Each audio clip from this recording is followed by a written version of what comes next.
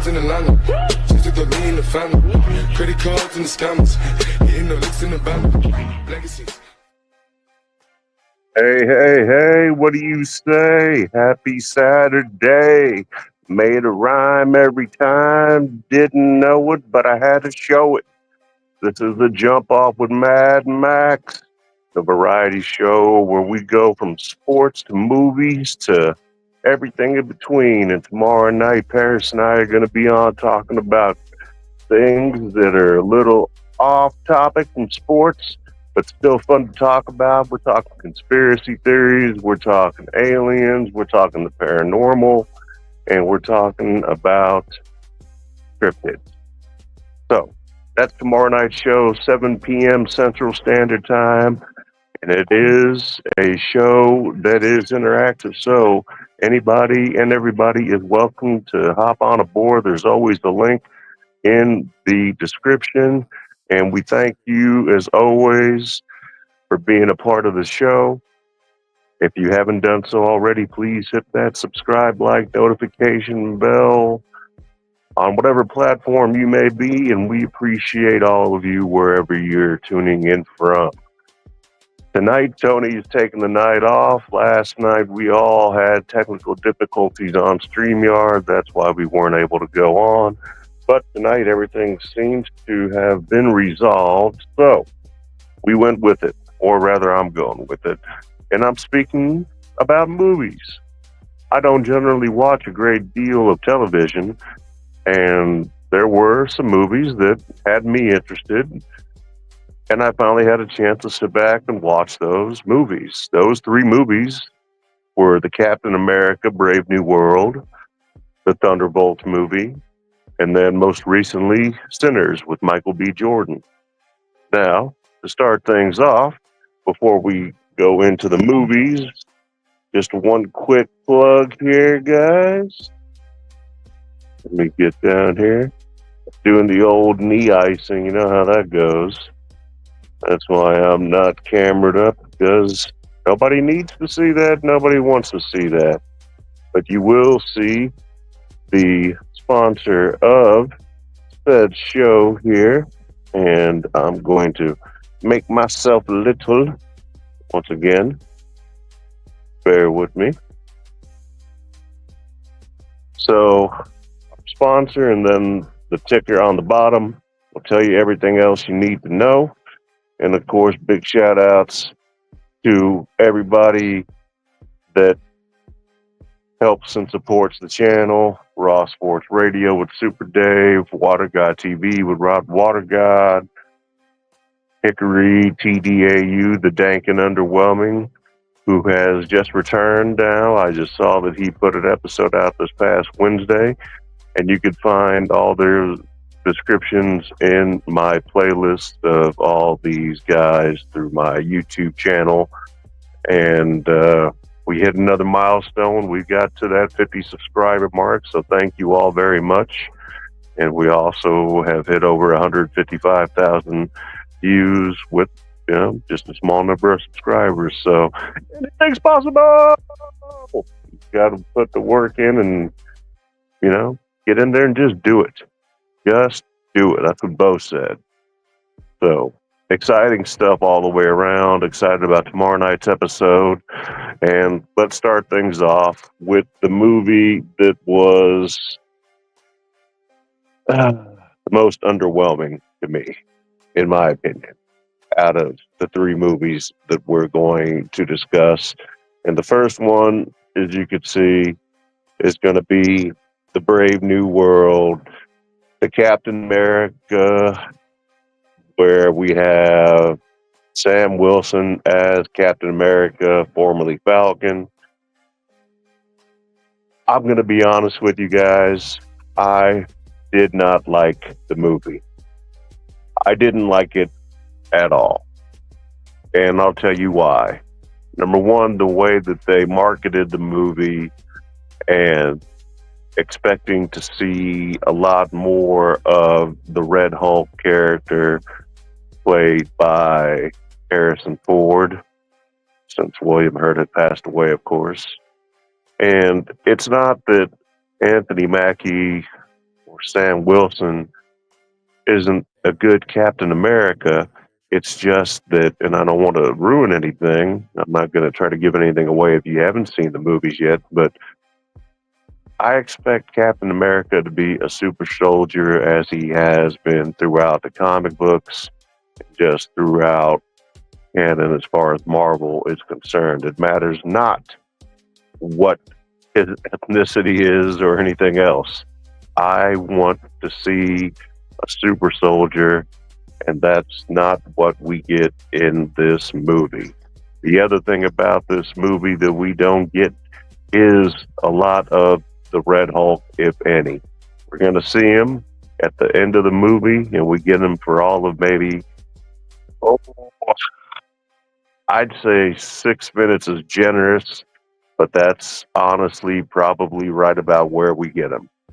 And on top of that, I don't want to give away how anything ended or how things played out, but I will say that it could have went a whole lot different, and it should have went a whole lot different, especially since the Red Hulk is one of the most powerful individuals in the MCU, going up against a regular individual that has a flying ability that is artificial, i.e., he doesn't fly naturally, nor does he have any superpowers or super strength. So, like I said, it's one of those things that Marvel probably could have made into a series like they did with a lot of the other things as of recent and went that direction with it as opposed to making it into a movie.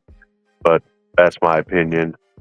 This movie gets 2 Mad Maxes out of 5, and that's being generous. It's really, if you're a Marvel fan and you stay tuned in to what goes out and what comes out and follow things through and like to speculate on what's going on and what's happening next, then yeah, go ahead and watch it. As to whether or not you're going to like it, no guarantees going to be made here by Mad Max. It gets 2 Mad Maxes out of 5, like I said. Watch it if you've been watching the Marvel MCU and whatever phase they're in, and enjoy it. Just don't expect too much. That's all I'm going to say.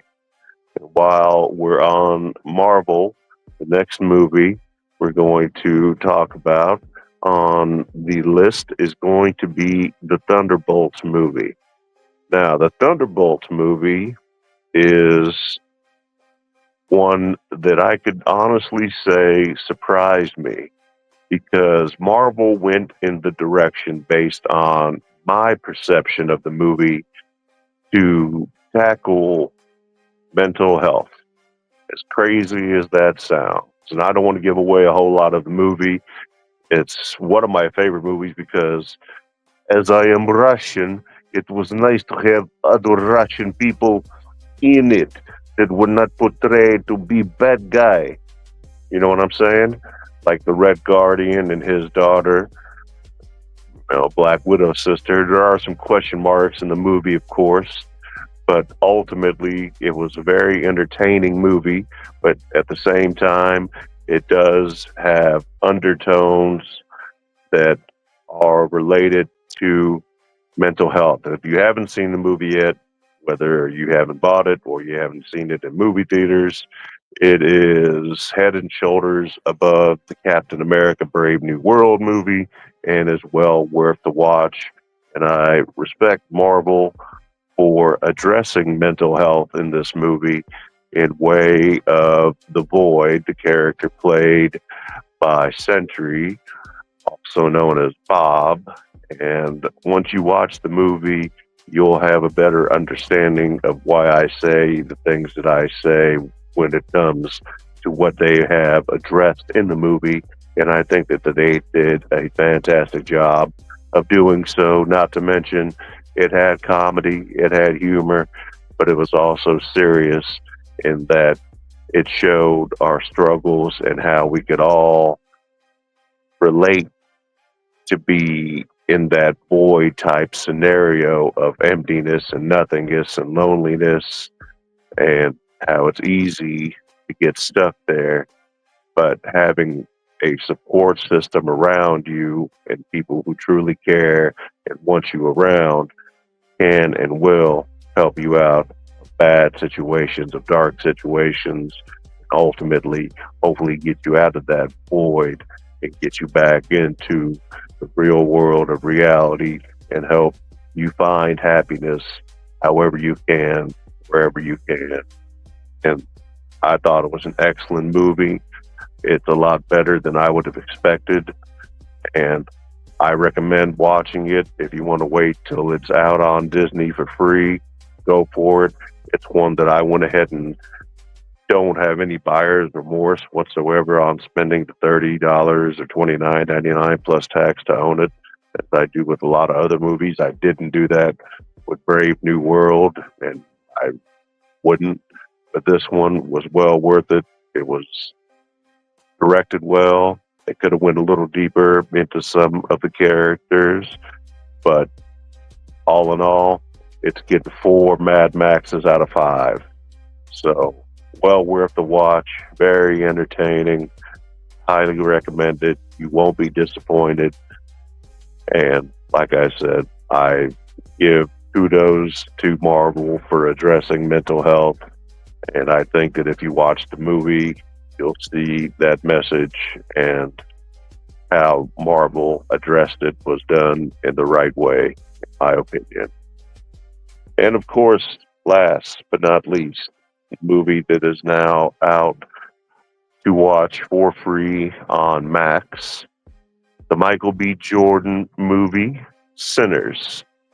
Starring Michael B. Jordan, it's got Haley Steinfeld, it's got other actors and actresses that you recognize.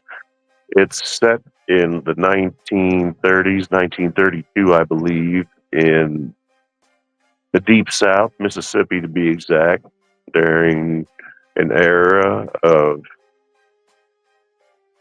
racism, of anti-Semitism, of hatred, of Jim Crow, a time where being an individual that was non-Caucasian was a difficult time, and you certainly were going to be treated different.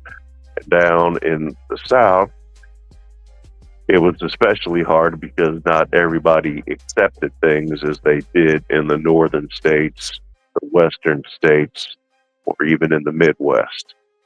So those underlying connotations are going to be there when you watch the movie. The movie itself is about 2 brothers who come home after having spent time in the military together, after having spent time in the Windy City, Chicago, doing what they do, putting in work, doing a little dirt, making a little bit of money, coming back down to their roots in their hometown as grown men now, decide that they're going to open up a juke joint, which is basically kind of like a speakeasy, if you will. This is after Prohibition had been over already. So these 2 twins go down to the town, find property that they want, make the purchase, and then start setting things up for a party that same night. A grand opening of sorts, if you will. Now, Michael B. Jordan is in the movie as 2 separate characters, Smoke and Stack, and they both are very different yet very similar to one another. And I don't want to give too much away. Once again, it's a very good movie to watch. It does have underlying undertones that are based, that could be accurately depicted through that era that the movie is set in, which I said is a 1932 Jim Crow, Mississippi, America. And at that point in time in America, it was a different time and a different place. But ultimately, it is a horror movie. It is a vampire movie. And it was very well done, very well made, very engaging, and it'll keep you watching. And I think that the acting in the movie by not only Michael B. Jordan as 2 separate characters, but Haley Steinfeld and the rest of the supporting cast did an excellent job of putting things together. I know that I was reading something or had seen something the other day that Skip Bayless had said something about white guilt. You could say that, sure, but you also have to remember this is a movie based on entertainment, and if you want to keep it historically accurate, which it does to a point, then yes, being a person of color or uncolored, if you want to be more technical, since black and white are not colors, then yes, you could see empathy based on what type of treatment those that weren't Caucasian were under and how differently they were treated and unfairly they were treated. And you know what? If that's all you want to focus on in the movie as opposed to watching it and being entertained by it, that's on you. But if you take it for what it is, a very well put together horror movie that has a different twist and a different take on your classic vampire flick, then you're going to love it. And you're probably going to want to rewatch it more than once. Like I said, well worth the watch. It'll keep you engaged. It goes full circle all the way around once you watch the entire thing, and it all comes together perfectly. I give this one another 4 Mad Maxes out of 5, just like we did with the Thunderbolts. Addressed mental health excellently. The only movie that really disappointed me out of the 3 that we discussed, Sinners, Thunderbolts, and Captain America Brave New World, was the Captain America Brave New World, which only got 2 Mad Maxes out of 5. Sinners and Thunderbolts both sitting there with 4 Mad Maxes. And if you just tuned in here recently, I thank you. Don't forget to subscribe and like. It really does help. Tomorrow night, we are talking cryptids, paranormal, and we are talking extra and interterrestrial with Tony. He'll be back on, and we'll be back on at 7 p.m. Central Standard Time. And once again, it's an interactive show. There's always going to be a link in the description and the comments. More than welcome to come on at any given time. I encourage you to do so. It's a lot of fun. We had Super Dave on the night before, chopping up some basketball talk. But we're not talking sports tonight, and we're not going to be talking sports tomorrow. It's going to be fun over the weekends, unless there's something breaking, worthwhile, and crazy to talk about. Then we'll keep it low key and chilled out. One last thing I would like to mention: those that are affected by the floods and the disasters right now going on in Texas, nothing but love and support for all those out there. Tony and I say prayer, help out any way that we can, and give however we can, and whatever you can do to help out those people down in Texas, let's do that. Let's get that done. That includes the federal government as well. Let's put a pause and pump the brakes on helping out other countries and other individuals, take care of our own here at home. But that's all I've got for you guys tonight, this evening. Thank you for being here on the Jump Off Variety Show with Mad Max on his movie review of the week. And this is something I'll probably do every week, just a little small segment, and I appreciate you guys being a part of it and tuning in. And aside from that, we'll see you guys tomorrow, 7 p.m. Central Standard Time, where we get out of the sports a little bit and talk about the weird, strange, the unknown, the mysterious, the things that people like to speculate and have fun with. We're no different. So we hope to see you guys back there and back again tomorrow. And of course, during the week, we're always going to be here as well.